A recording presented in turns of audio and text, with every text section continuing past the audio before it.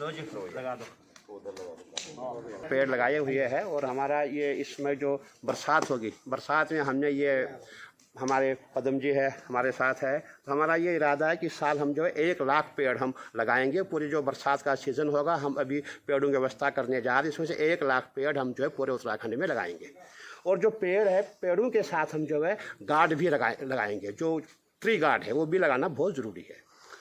देखिए संदेश यही है कि पेड़ है, आपने देखा होगा इस समय जो है जब ये कोरोना का टाइम आया तो पेड़ कितना ज़रूरी है, इसलिए पेड़ लगाने बहुत ज़रूरी है। चाहे वो पेड़ हो, जंगल हो, जल हो या ज़मीन हो, हमें तीनों को बचाना है।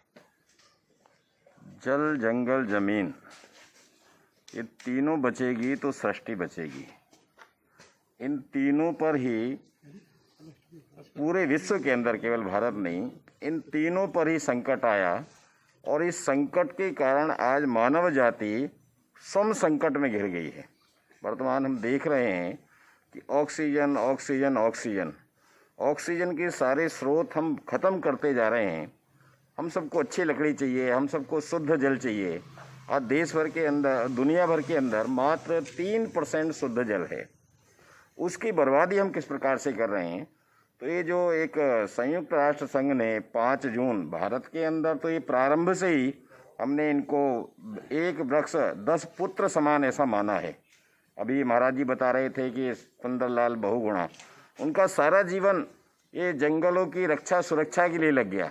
राजस्थान के अंदर जोधपुर जिले का एक उदाहरण आता है 1730 में। वहाँ एक महिला अमृता देवी उस राजा के द्वारा जंगल काटने पर स्वयं और अपने 2 पुत्रों के साथ बलिदान कर देती और वृक्ष नहीं काटने देती। परिणाम 263 लोग वहाँ बलिदान हुए, उसमें से 69 महिलाएं थीं। तो ये प्रारंभ से इस देश के अंदर इसकी रक्षा के लिए, लेकिन वर्तमान वातावरण के अंदर जैसा एक चित्र दिखाई देता है वो चित्र बदलना चाहिए। हमको अगर सुरक्षित रहना है तो जंगलों को सुरक्षित रखना पड़ेगा, जल को सुरक्षित रखना पड़ेगा। और इस बार संयुक्त राष्ट्र संघ ने भी ऐसी एक थीम दी है कि वृक्षों का संरक्षण और जल का संरक्षण, इनके लिए प्रत्येक व्यक्ति को जागरूक करना पड़ेगा। उसी दृष्टि से आज ये कार्यक्रम यहाँ आयोजित किया गया।